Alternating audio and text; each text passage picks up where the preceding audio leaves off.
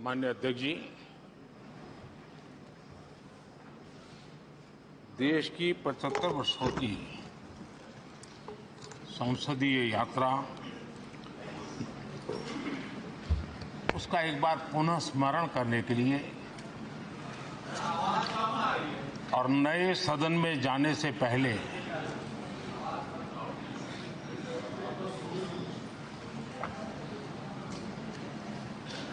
उन प्रेरक पलों को,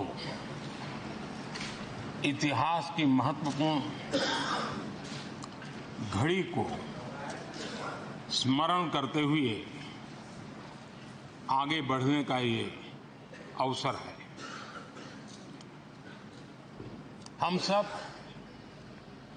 इस ऐतिहासिक भवन से विदा ले रहे हैं। आजादी के पहले ये सदन इंपीरियल लेजिस्लेटिव काउंसिल का स्थान हुआ करता था। आजादी के बाद ये संसद भवन के रूप में उसको पहचान मिली। ये सही है, इस इमारत के निर्माण करने का निर्णय विदेशी शासकों का था, लेकिन ये बात हम न कभी भूल सकते हैं और हम गर्व से कह सकते हैं कि इस भवन के निर्माण में पसीना मेरे देशवासियों का लगा था, परिश्रम मेरे देशवासियों का लगा था और पैसे भी मेरे देश के लोगों के।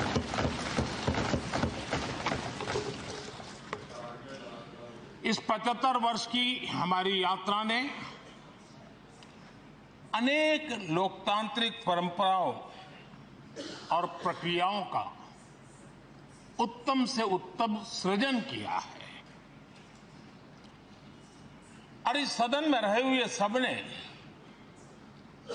उसमें सक्रियता से योगदान भी दिया है और साक्षी भाव से उसको देखा भी है। हम भले नए भवन में जाएंगे, लेकिन पुराना भवन भी, ये भवन भी आने वाली पीढ़ियों को हमेशा हमेशा प्रेरणा देता रहेगा।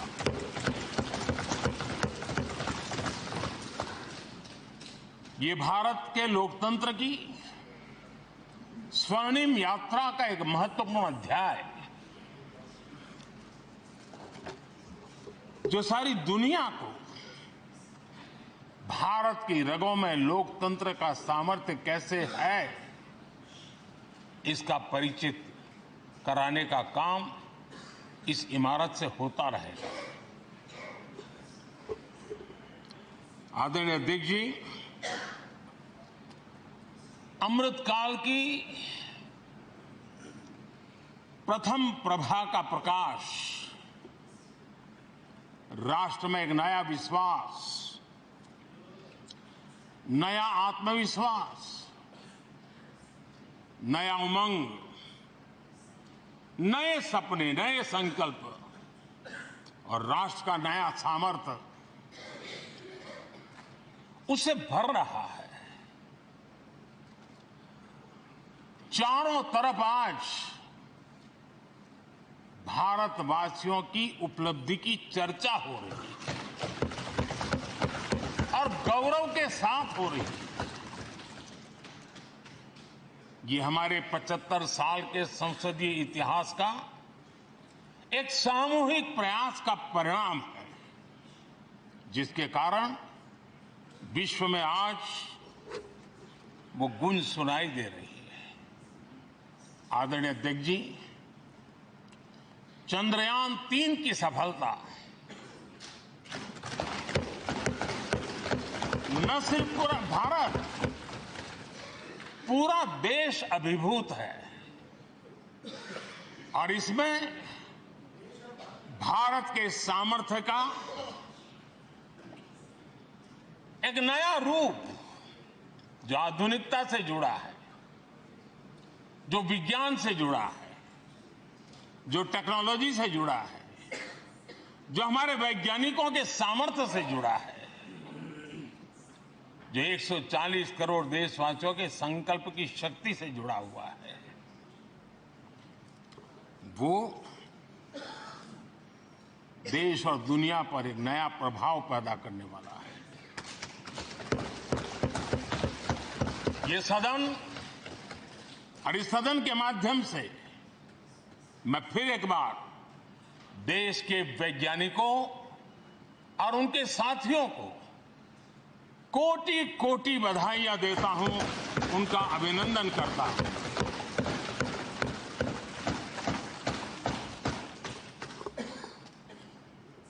आदरणीय अध्यक्ष जी, ये सदन ने भूतकाल में जब नेम की समिट हुई थी, सर्वसम्मति से प्रस्ताव पारित करके देश के इस प्रयास को सराहा था। आज G20 की सफलता को भी आपने सर्वसम्मति से सराहा है। मैं मानता हूं देशवासियों का आपने गौरव बढ़ाया है। मैं आपका आभार व्यक्त करता हूं। G20 की सफलता 140 करोड़ देशवासियों की है। ये भारत की सफलता है, किसी व्यक्ति की सफलता नहीं है, किसी दल की सफलता नहीं है। भारत के फेडरल स्ट्रक्चर ने, भारत की विविधता ने 60 स्थानों पर 200 से अधिक समिट और उसकी मेजबानी हिंदुस्तान के अलग अलग रंग रूप में देश की अलग अलग सरकारों ने बड़े आन बान शान से की और ये प्रभाव पूरे विश्व भर के मन पर पड़ा हुआ है। ये हम सबके सेलिब्रेट करने वाला विषय है, देश के गौरवगान को बढ़ाने वाला है। और जैसा आपने उल्लेख किया, भारत इस बात के लिए गर्व करेगा, जब भारत अध्यक्ष रहा उस समय अफ्रीकन यूनियन इसका सदस्य बना। मैं उस इमोशनल पल को भूल नहीं सकता जब अफ्रीकन यूनियन की घोषणा हुई और अफ्रीकन यूनियन के प्रेसिडेंट, उन्होंने एक इंटरव्यू में कहा कि मेरे जीवन में ऐसी पल थी शायद मैं बोलते बोलते रो पड़ूंगा। आप कल्पना कर सकते हैं कि कितनी बड़ी अपेक्षा और आशाएं पूरी करने का काम भारत के भाग्य में आया। आदरणीय अध्यक्ष जी, भारत के प्रति शक करने का एक स्वभाव कई लोगों का बना हुआ है और जब आजादी मिली तब से चल रहा है। इस बार भी यही था, कोई डिक्लेरेशन नहीं होगा, असंभव है। लेकिन ये भारत की ताकत है कि वह भी हुआ और विश्व सर्वसम्मति से एक साझा घोषणा पत्र लेकर के आगे का रोड मैप लेकर के यहां से प्रारंभ हुआ है।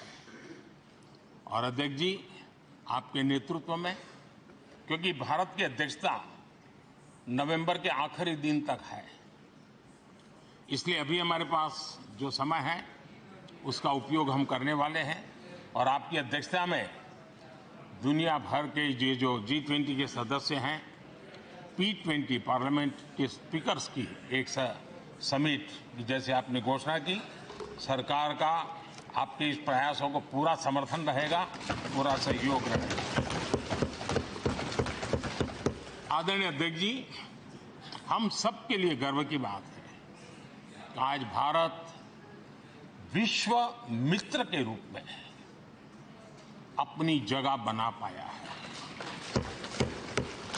पूरा विश्व भारत में अपना मित्र खोज रहा है, पूरा विश्व भारत की मित्रता को अनुभव कर रहा है और उसका मूल कारण है हमारे जो संस्कार है, वेद से विवेकानंद तक जो हमने पाया है। सबका साथ सबका विकास का मंत्र आज विश्व को हमें साथ लाने में जोड़ रहा है। आदरणीय अध्यक्ष जी, ये सदन से विदाई लेना एक बहुत ही भावुक पल है। परिवार भी अगर पुराना घर छोड़कर के नए घर जाता है तो बहुत सारी यादें कुछ पल के लिए उसको झकझोर देती है। और हम जब ये सदन को छोड़ के जा रहे हैं तो हमारा मन मस्तिष्क भी उन भावनाओं से भरा हुआ है, अनेक यादों से भरा हुआ है। खट्टे मीठे अनुभव भी रहे हैं, नोकझोंक भी रही है, कभी संघर्ष का माहौल भी रहा है और कभी इसी सदन में उत्सव और उमंग का माहौल भी रहा है। ये सारी स्मृतियां हमारे साथ हम सबकी साझी स्मृतियां हैं, ये हम सबकी साझी विरासत है और इसलिए इसका गौरव भी हम सबका साझा है।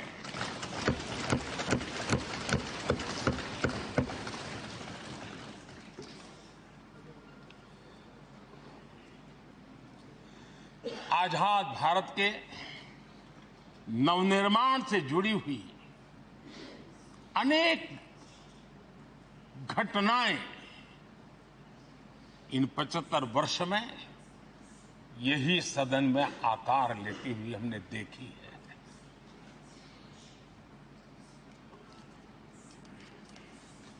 आज हम जब इस सदन को छोड़ करके नए सदन की ओर प्रस्थान करने वाले हैं तब भारत के सामान्य मानवीय की भावनाओं को जहां जो आदर मिला है, सम्मान मिला है, उसकी अभिव्यक्ति का भी एक अवसर है। और इसलिए आदरणीय अध्यक्ष जी, मैं पहली बार जब संसद का सदस्य बना और पहली बार एक सांसद के रूप में इस भवन में मैंने प्रवेश किया तो सहज रूप से मैंने इस संसद भवन के डोर पक्ति पर अपना शीश झुका करके इस लोकतंत्र के मंदिर को श्रद्धा भाव से नमन करते हुए मैंने पैर रखा था। वो पल मेरे लिए भावनाओं से भरी हुई थी, मैं कल्पना नहीं कर सकता था। लेकिन भारत के लोकतंत्र की ताकत है, भारत के सामान्य मानवीय की लोकतंत्र के प्रति श्रद्धा का प्रतिबिंब है कि रेलवे प्लेटफॉर्म पर गुजारा करने वाला एक गरीब परिवार का बच्चा पार्लियामेंट पहुंच गया।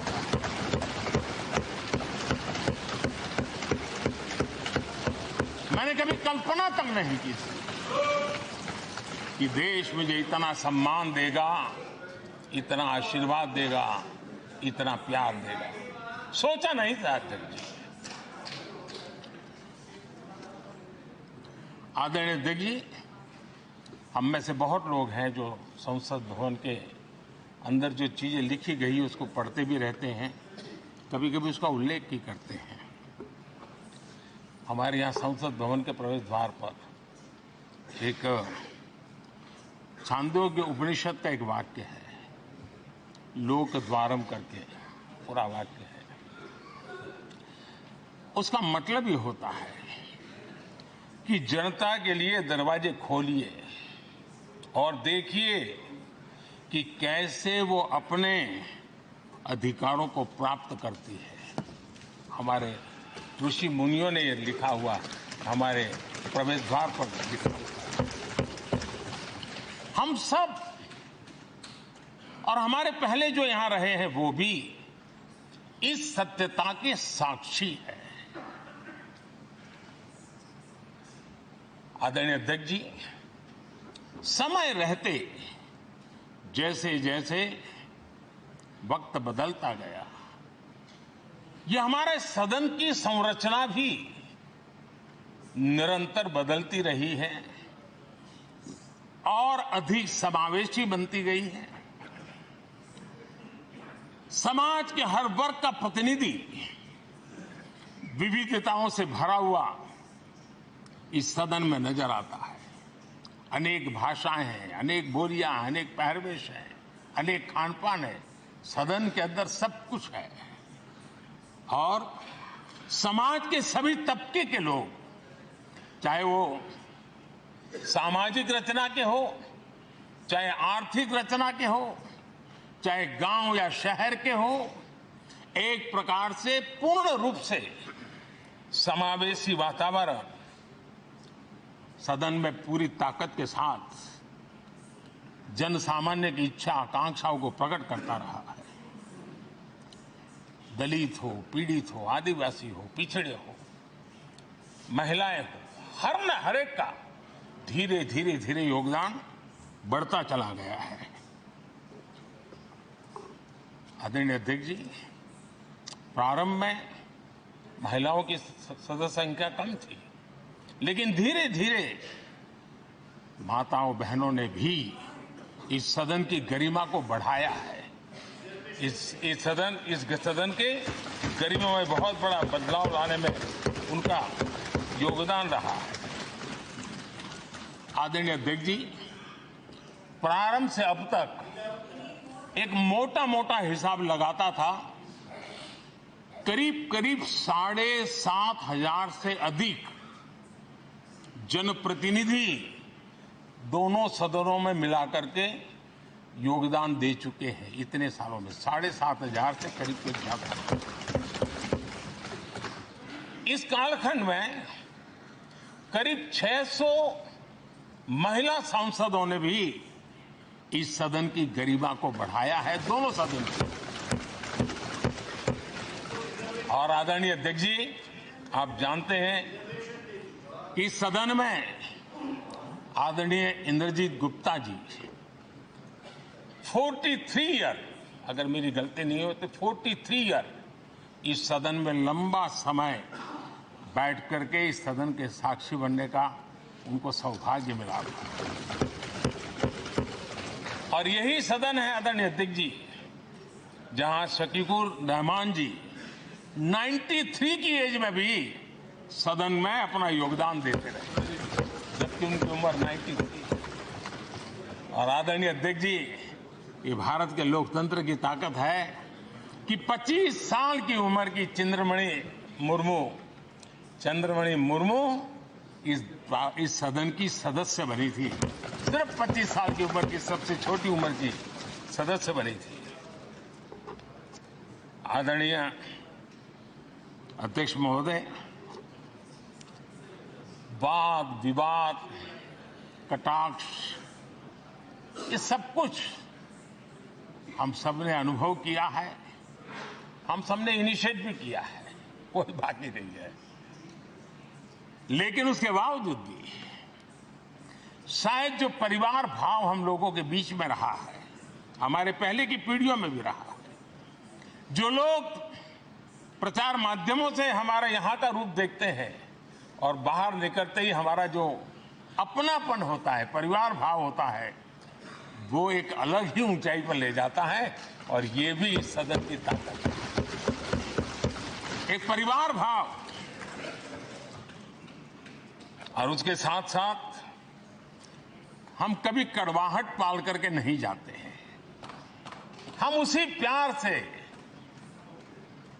सदन छोड़ने के कई वर्षों के बाद भी मिल जाए तो भी उस प्यार को कभी भूलते नहीं है, उस स्नेह भरे याद दिनों को भूलते नहीं है।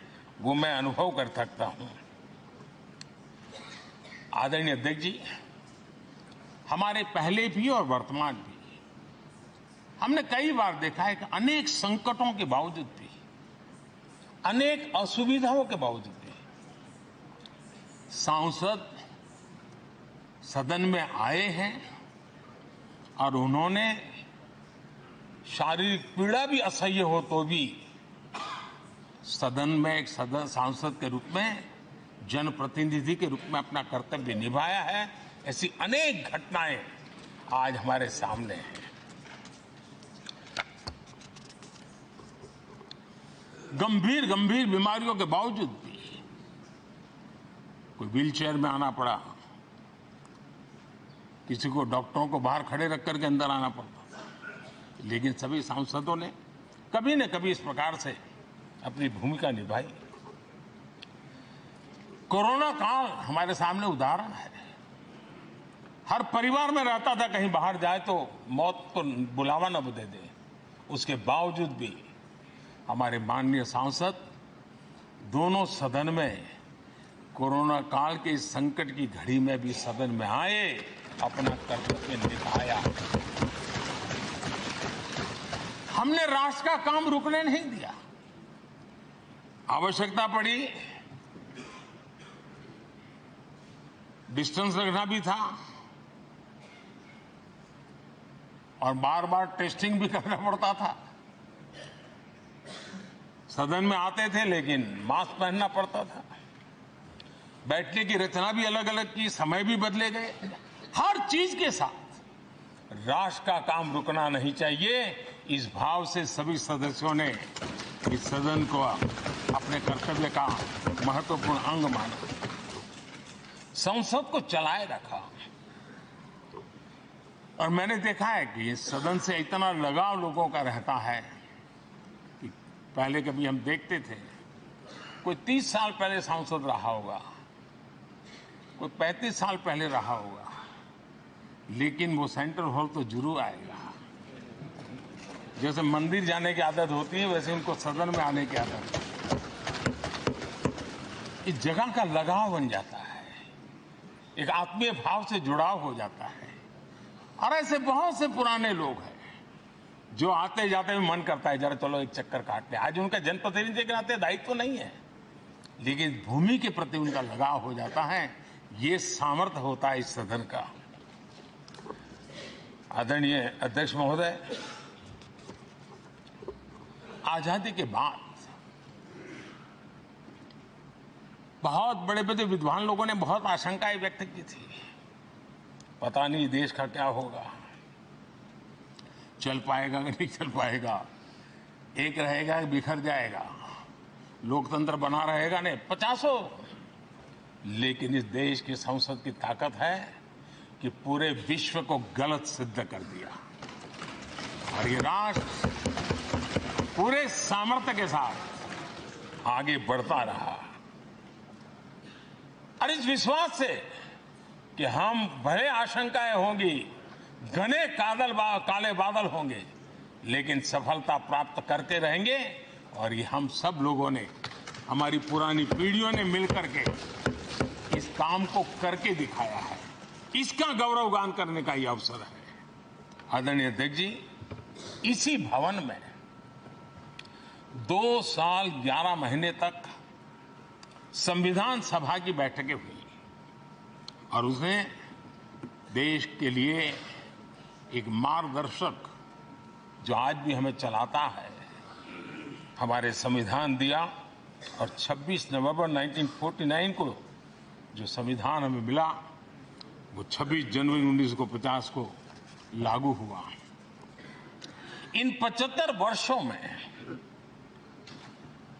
सबसे बड़ा जो अचीवमेंट है वो ये है कि देश के सामान्य मानवी का इस संसद पर विश्वास बढ़ता ही गया है। और लोकतंत्र की सबसे बड़ी ताकत यही है कि इस महान संस्था के प्रति, इस महान इंस्टीट्यूशन के प्रति, इस व्यवस्था के प्रति उनका विश्वास अटूट रहे, विश्वास उनका बना रहे। इन 75 वर्षों में हमारी संसद ने जन भावनाओं की अभिव्यक्ति का भवन भी बना दिया। यहां जन भावनाओं की पुरजोश अभिव्यक्ति और हम देखते हैं राजेंद्र बाबू से लेकर डॉक्टर कलाम, रामनाथ जी कोविंद और अभी द्रौपदी मुर्मू जी, इन सब के संबोधन का लाभ हमारे सदनों को मिला है, उनका मार्गदर्शन मिला है। आदरणीय अध्यक्ष जी, पंडित नेहरू जी, शास्त्री जी, वहां से लेकर के अटल जी, मनमोहन सिंह जी तक एक बहुत बड़ी श्रृंखला जिसने इस सदन का नेतृत्व किया है और सदन के माध्यम से देश को दिशा दी है, देश को नए रंग रूप में ढालने के लिए उन्होंने परिश्रम किया है, पुरुषार्थ किया है। आज उन सबका गौरवगान करने का भी अवसर है। आदरणीय अध्यक्ष जी, सरदार वल्लभ भाई पटेल, लोहिया जी, चंद्रशेखर जी, आडवाणी जी, न जाने अनगिनत नाम जिन्होंने हमारे इस सदन को समृद्ध करने में, चर्चाओं को समृद्ध करने के लिए, देश के सामान्य से सामान्य व्यक्ति की आवाज को ताकत देने का काम इस सदन में किया है। विश्व के भी अनेक राष्ट्राध्यक्षों ने हमारे इन सदनों को संबोधित करने का भी अवसर आए हैं और उनकी बातों में भी भारत के लोकतंत्र के प्रति आदर का भाव व्यक्त हुआ है। आदरणीय अध्यक्ष जी, उमंग उत्साह के पल के बीच भी कभी सदन की आंख से आंसू भी बहे। ये सदन दर्द से भर गया जब देश को 3 अपने प्रधानमंत्री उनको अपने कार्यकाल में ही खोने की नौबत आई, नेहरू जी, शास्त्री जी और इंदिरा जी। तब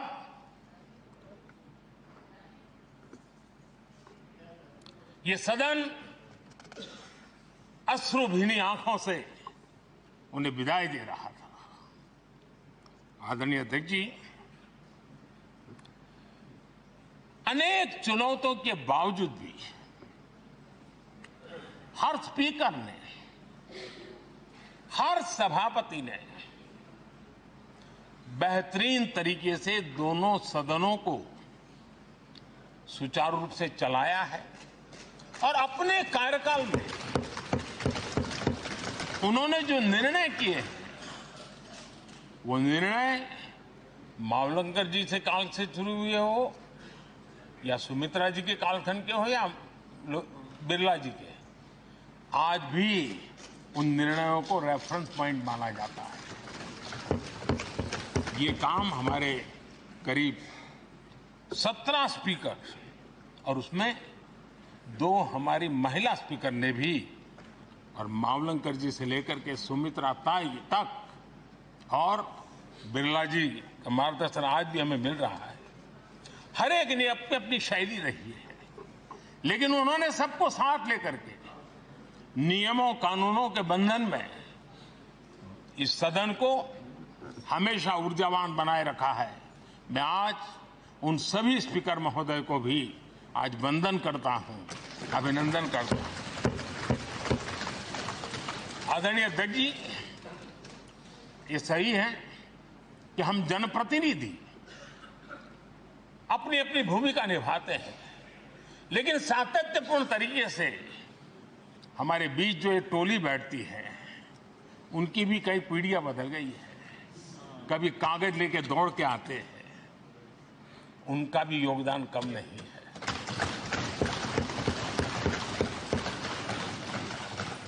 हमें कागज पत्र पहुंचाने के लिए दौड़ते हैं, सदन में कोई गलती ना हो जाए, उसके निर्णय में कोई गलत ना हो जाए, उसके लिए वो चौकन्ने रहते हैं। जो काम इनके द्वारा हुआ है उसने भी सदन के क्वालिटी ऑफ गवर्नेंस में तेजी लाने में बहुत बड़ी मदद की है। मैं उन सभी साथियों का और इनके पूर्व में जो रहे हैं उनका भी हृदय से अभिनंदन करता हूं। इतना ही नहीं, सदन मतलब ये खंड ही नहीं है, इस पूरे परिसर में अनेक लोगों ने, किसी ने हमें चाय पिलाई होगी, किसी ने पानी पिलाया होगा, किसी ने रात रात चली हुई सदन को किसी को भूखा पेट रहने नहीं दिया होगा। कई कई प्रकार की सेवाएं की होगी। किसी ने माली ने इसके बाहर के एनवायरनमेंट को संभाला होगा, किसी ने इसकी सफाई की होगी। न जाने कितने ही अनगिनत लोग होंगे जिन्होंने हम सब अच्छे ढंग से काम कर सके, और यहां जो काम हो वो काम देश को आगे बढ़ाने के लिए अधिक से अधिक तेजी से हो। उसके लिए जो माहौल बनाना, व्यवस्था बनाना, उसके लिए जिसने योगदान दिया है, मेरी तरफ से भी और इस सदन की तरफ से भी मैं उनका विशेष रूप से नमन करता हूं।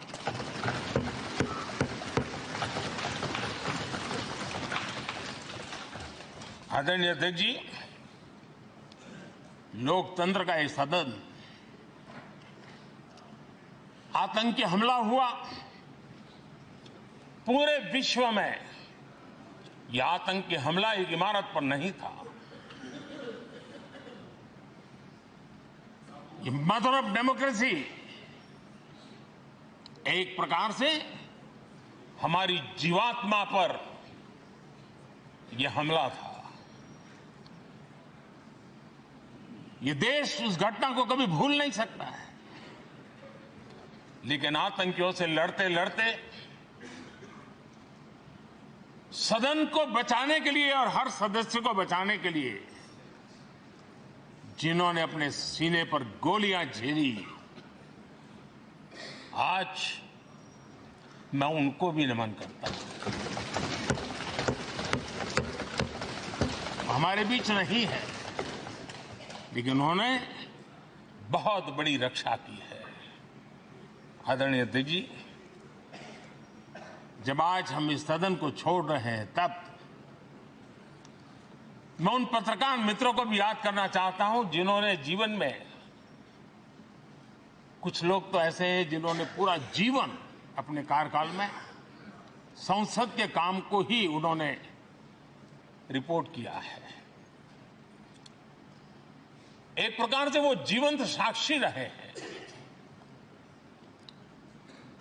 उन्होंने यहां की पल पल की जानकारी देश तक पहुंचाई, और तब तो ये सारा टेक्नोलॉजी अवेलेबल नहीं थी। तब वही लोग थे जो यहां की बात पहुंचाते थे, और उनका सामर्थ्य था वो अंदर की भी पहुंचाते थे और अंदर की भी पहुंचाते थे।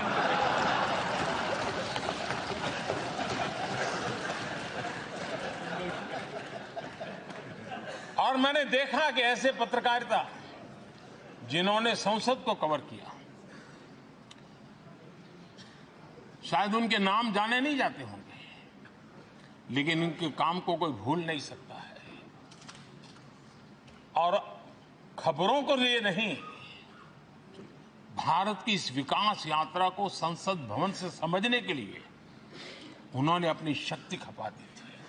आज भी पुराने जो पत्रकार मित्र मिल जाते हैं और जिन्होंने कभी संसद को कवर किया हो, तो ऐसी अननोन चीजें बताते हैं जो उन्होंने अपनी आंखों से देखी होती, कान से सुनी होती है, जो अचरज करने वाली होती है। यानी एक प्रकार से जैसी ताकत यहां की दीवारों की रही है, वैसा ही दर्पण उनकी कलम में रहा है, और उस कलम ने देश के अंदर संसद के प्रति, संसद सदस्यों के प्रति एक अहोभाव का भाव जगाया है।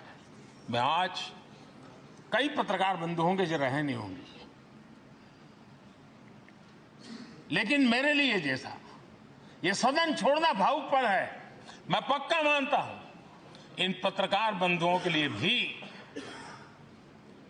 ये सदन छोड़ना उतना ही भावुक पल होगा, क्योंकि इनका लगाव हमसे भी ज्यादा रहे हैं। कुछ तो पत्रकार ऐसे होंगे जो हम लोगों की टर्म से भी समय उन्होंने काम किया होगा। आज उनके उस महत्वपूर्ण लोकतंत्र की ताकत बनने के लिए, योगदान देने के लिए भी याद करने का अवसर है। आदरणीय अध्यक्ष जी, जब हम सदन के अंदर आते हैं, हमारे यहां नाद ब्रह्म की कल्पना है। हमारे शास्त्रों में माना गया है किसी एक स्थान पर अनेक बार एक ही लय में उच्चारण होता है तो वो तपोस्थली बन जाता है, उसके एक पॉजिटिव वाइब होते हैं।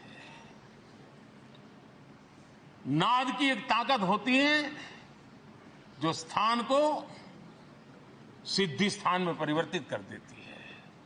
मैं मानता हूं ये सदन भी उस 7-7.5 हजार जनप्रतिनिधियों के द्वारा बार बार जो शब्द गूंजे हैं, जो वाणी यहां गूंजी है, उसने इस सदन में हम बैठकर आगे चर्चा करें या ना करें, लेकिन इसकी गूंज इसे तीर्थ क्षेत्र बना देती है।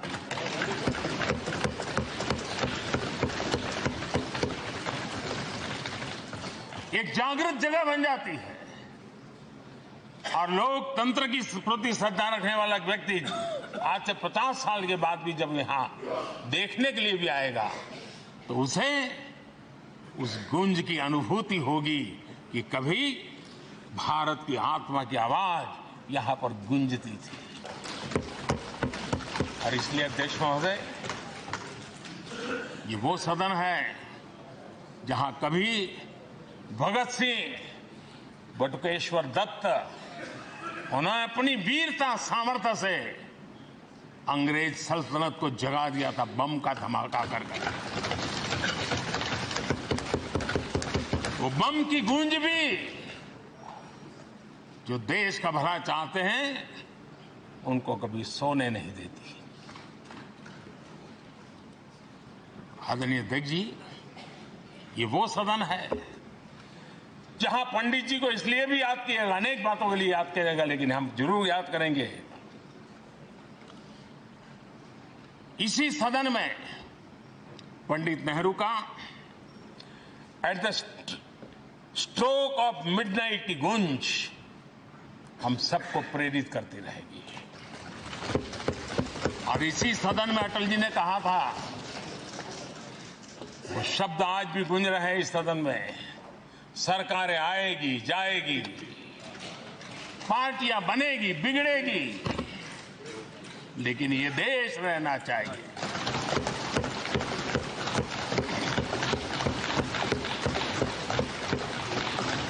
आदरणीय अध्यक्ष जी, पंडित नेहरू की जो प्रारंभिक मंत्री परिषद थी, बाबा साहब आम्बेडकर जी एक मंत्री के रूप में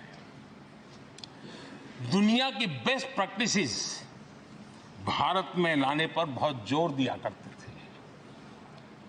फैक्ट्री कानून में अंतर्राष्ट्रीय सुझावों को शामिल करने पर बाबा साहब सर्वाधिक आग्रही रहे थे और उसका परिणाम आज देश को लाभ मिल रहा है। बाबा साहब आम्बेडकर ने देश को नेहरू जी की सरकार में वाटर पॉलिसी दी थी और उस वाटर पॉलिसी बनाने में बाबा साहब आम्बेडकर की बहुत बड़ी भूमिका रही थी। आदरणीय अध्यक्ष जी, हम ये जानते हैं कि भारत में बाबा साहब आम्बेडकर एक बात हमेशा कहते थे कि भारत में सामाजिक न्याय के लिए भारत का औद्योगिकरण होना बहुत जरूरी है, क्योंकि देश के दलित पिछड़ों के पास जमीन ही नहीं है, वो क्या करेगा? औद्योगिकरण होना चाहिए। और बाबा साहब इस बात को मान करके डॉक्टर श्यामा प्रसाद मुखर्जी, जो पंडित नेहरू के मंत्री थे, उन्होंने इस देश में और पहले वाणिज्य मंत्री के रूप में और उद्योग मंत्री के रूप में उन्होंने इंडस्ट्री पॉलिसी इस देश में लाई थी। आज भी कितनी ही इंडस्ट्री पॉलिसी बने, लेकिन उसकी आत्मा वही होती है जो पहली सरकार के थी और उनका भी बहुत बड़ा अहम योगदान रहा था। आदरणीय अध्यक्ष जी, लाल बहादुर शास्त्री जी ने 65 के युद्ध में हमारे देश के जवानों में का हौसला बुलंद करना, उनके सामर्थ्य के लिए को पूरी तरह राष्ट्र हित में झोंक देने की प्रेरणा इसी सदन में से दी थी लाल बहादुर शास्त्री का। और यहीं पर उन्होंने ग्रीन रिवॉल्यूशन के लिए एक मजबूत नींव लाल बहादुर शास्त्री जी ने रखी थी। आदरणीय अध्यक्ष जी, बांग्लादेश की मुक्ति का आंदोलन और उसका समर्थन भी इसी सदन ने इंदिरा गांधी के नेतृत्व में किया था। इसी सदन ने इमरजेंसी में लोकतंत्र पर होता हुआ हमला भी देखा था और इसी सदन ने भारत के लोगों की ताकत को एहसास कराते हुए मजबूत लोकतंत्र की वापसी भी इसी सदन ने देखी थी। वो राष्ट्रीय संकल्प भी देखा था, ये सामर्थ्य भी देखा था।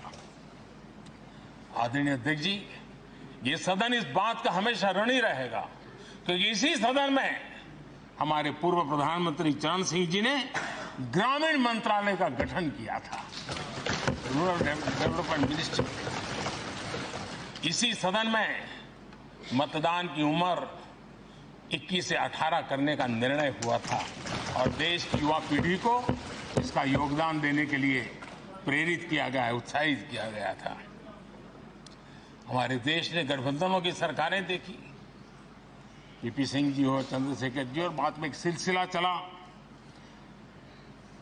लंबे अरसे से एक दिशा में देश जा रहा था, आर्थिक नीतियों के बोझ तले देश दबा हुआ था, लेकिन नरसिम्हा राव की सरकार थी जिन्होंने हिम्मत के साथ पुरानी आर्थिक नीतियों को छोड़ करके नई राह पकड़ने का फैसला किया था, जिसके आज देश को परिणाम मिल रहे हैं।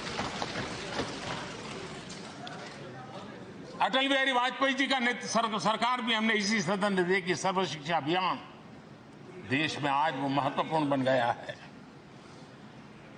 आदिवासी कार्यालय मंत्रालय अटल जी ने बनाया, नॉर्थ ईस्ट का मंत्रालय अटल जी ने बनाया। न्यूक्लियर टेस्ट भारत के सामर्थ्य का परिचायक बन गया। और इसी सदन में मनमोहन जी की सरकार कैश फॉर वोट को भी, उस कांड को भी सदन ने देखा है। आदरणीय अध्यक्ष जी, सबका साथ सबका विकास का मंत्र, अनेक ऐतिहासिक निर्णय, दशकों से लंबित विषय, उनका स्थायी समाधान भी इसी सदन में हुआ। आर्टिकल 370, ये सदन हमेशा हमेशा गर्व के साथ कहेगा, इस सदन के कारण one nation one tax, GST का निर्णय भी इसी सदन ने किया। One rank one pension, OROP, ये भी इसी सदन ने देखा। गरीबों के लिए 10% आरक्षण कोई विवाद के बिना पहली बार देश में करने में सफल रही। आदरणीय अध्यक्ष जी, भारत के लोकतंत्र में तमाम उतार चढ़ाव हमने देखे और ये सदन लोकतंत्र की ताकत है, लोकतंत्र की ताकत की साक्षी है, जन विश्वास का एक केंद्र बिंदु रहा है। इस सदन की विशेषता देखिए और दुनिया के लोगों का आज भी अचरज होता है। यह सदन है जिसमें कभी 4 सांसद वाली पार्टी सत्ता में होती थी और 100 सदस्य वाली पार्टी विपक्ष में बैठती थी। ये भी सामर्थ्य इस सदन के लोकतंत्र की ताकत का परिचय कराता है। और यही सदन है जिसमें एक वोट से अटल जी की सरकार गई थी और लोकतंत्र की गरिमा को बढ़ाया था। ये भी इसी सदन में हुआ। आज अनेक छोटी छोटी रीजनल पार्टियों का प्रतिनिधित्व हमारे देश की विविधता को, हमारे देश के एस्पिरेशंस का एक प्रकार से वो आकर्षक केंद्र बिंदु बना है। आदरणीय अध्यक्ष जी, इस देश में 2 प्रधानमंत्री ऐसे रहे, मोरारजी भाई वीपी सिंह एक प्रकार से कांग्रेस में जीवन खपाया था, लेकिन एंटी कांग्रेस गवर्नमेंट का नेतृत्व कर रहे थे। ये भी इसकी विशेषता थी।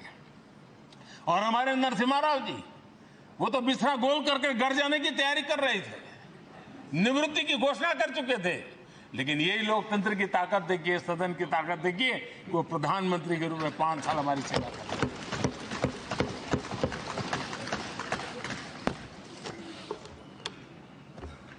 आदरणीय अध्यक्ष जी, सबकी सहमति से कठिन कार्य होते हुए हमने देखे हैं। 2000 की साल थी, अटल जी की सरकार थी। इसी सदन ने 3 राज्यों का गठन सर्वस्वीकृति से किया और बड़े उमंग उत्साह से किया। जब छत्तीसगढ़ की रचना हुई तो उत्सव छत्तीसगढ़ ने भी मनाया, उत्सव मध्य प्रदेश ने भी मनाया। जब उत्तराखंड की रचना हुई तो उत्सव उत्तराखंड ने भी मनाया, उत्सव उत्तर प्रदेश ने भी मनाया। जब झारखंड की रचना हुई तो उत्सव झारखंड ने भी मनाया, उत्सव बिहार ने भी बताया। ये हमारे सदन का सामर्थ्य, सब सहमति का वातावरण बना करके। लेकिन कुछ कड़वी यादें वो भी हैं कि तेलंगाना के हक को दबोचने के लिए भारी प्रयास हुए, खून की नदियां भी बही और बनने के बाद न तेलंगाना उत्सव मना पाया, न आंध्र उत्सव मना पाया। एक कटुता के बीज बो दिए गए। अच्छा होता उसी उमंग और उत्साह के साथ हम तेलंगाना का निर्माण करते तो एक नई ऊंचाई पर आज तेलंगाना पहुंच चुका होता। आदरणीय अध्यक्ष जी, संविधान सभा ने, आदरणीय अध्यक्ष जी, इस सदन की परंपरा रही है। संविधान सभा ने उस समय अपना दैनिक भत्ता 45 रुपये से कम करके 40 कर दिया था। उनको लगा हमें इसको कम करना चाहिए। आदरणीय अध्यक्ष जी, यही सदन है कैंटीन में मिलने वाली सब्सिडी, जो बहुत कम पैसे में खाना मिलता था, इसी सदस्यों ने उस सब्सिडी को भी खत्म कर दिया और पूरा पैसा देकर के अब कैंटीन में खाते। आदरणीय अध्यक्ष जी, कोरोना काल में जब जरूरत पड़ी तो यही सांसद जिन्होंने एमपी लेड फंड को छोड़ दिया और देश को इस संकट की घड़ी में मदद करने के लिए आगे आए। इतना ही नहीं, कोरोना काल में इसी सदन के सांसदों ने अपने तनख्वाह में 30% कटौती की और उन्होंने देश के सामने आए हुए संकट में अपनी बहुत बड़ी जिम्मेवारी निभाई। आदरणीय अध्यक्ष जी, हम गर्व से कह सकते हैं, ये सदन में बैठे हुए लोग भी कह सकते हैं, हमारे पूर्वज जो सदन में बैठे थे वो भी कह सकते हैं कि हम ही लोग हैं जिन्होंने हम पर डिसिप्लिन लाने के लिए हमारे यहां जनप्रतिनिधित्व कानून में समय समय पर कठोरता बरती। नियम हमने ही लादे, हमने ही तय किया कि नहीं, जनप्रतिनिधि के जीवन में ये नहीं हो सकता। मैं मानता हूं ये जीवंत लोकतंत्र का बहुत बड़ा उदाहरण है और ये सदन ने दिया है, यही माननीय सांसदों ने दिया है और हमारी पुरानी पीढ़ी के सांसदों ने दिया है। और मैं मानता हूं कि कभी कभी उन चीजों को भी याद करना चाहिए। आदरणीय अध्यक्ष जी, हम जो वर्तमान सांसद हैं उनके लिए तो ये विशेष सौभाग्य का अवसर है। सौभाग्य का अवसर इसलिए है कि हमें इतिहास और भविष्य दोनों की कड़ी बनने का अवसर मिलता है।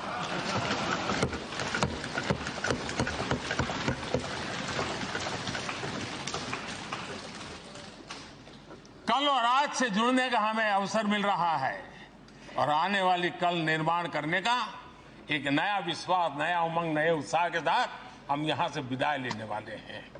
आदरणीय अध्यक्ष महोदय, आज का दिवस सिर्फ और सिर्फ इस सदन के सभी 7,500 जनप्रतिनिधि रह चुके हैं उनके गौरवगान का पल है।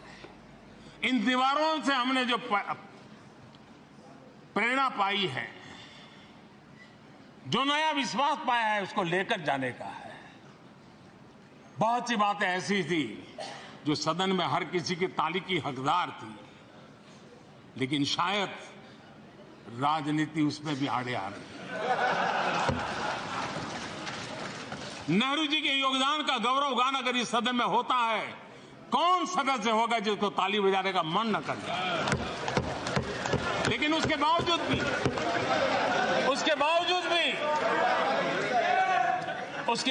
भी देश के लोकतंत्र के लिए बहुत जरूरी है हम सब ने अपने यहां सोच लें। आदरणीय अध्यक्ष जी, मुझे पूरा विश्वास है कि आपके मार्गदर्शन में और इस अनुभवी माननीय सांसदों के सामर्थ्य से हम नई संसद में जब जाएंगे तो नए विश्वास के साथ जाएंगे। मैं फिर एक बार आज पूरा दिवस आपने इन पुरानी स्मृतियों को ताजा करने के लिए दिया, एक अच्छे वातावरण में सबको याद करने का मौका दिया। इसके लिए मैं आप सबका आपका हृदय से आभार व्यक्त करता हूं और मैं सभी सदस्यों से आग्रह करूंगा कि अपने जीवन की ऐसी मधुर यादों को यहां हम जरूर व्यक्त करें ताकि देश तक पहुंचे कि सचमुच में ये हमारा सदन, ये हमारे जनप्रतिनिधियों की गतिविधि सच्चे अर्थ में देश को समर्पित है। इसका भाव लोगों के तक पहुंचे, इसी एक अपेक्षा के साथ मैं फिर एक बार इस धरती को प्रणाम करता हूं, इस सदन को प्रणाम करता हूं। भारत के मंदिरों से बनी हुई हर एक दीवार के हर एक ईंटे को प्रणाम करता हूं और पिछले 75 साल में भारत के लोकतंत्र को नया सामर्थ्य शक्ति देने वाले हर गुंज को, उस नाद ब्रह्म को नमन करते हुए मेरी वाणी को विराम कर देता हूं। बहुत बहुत धन्यवाद।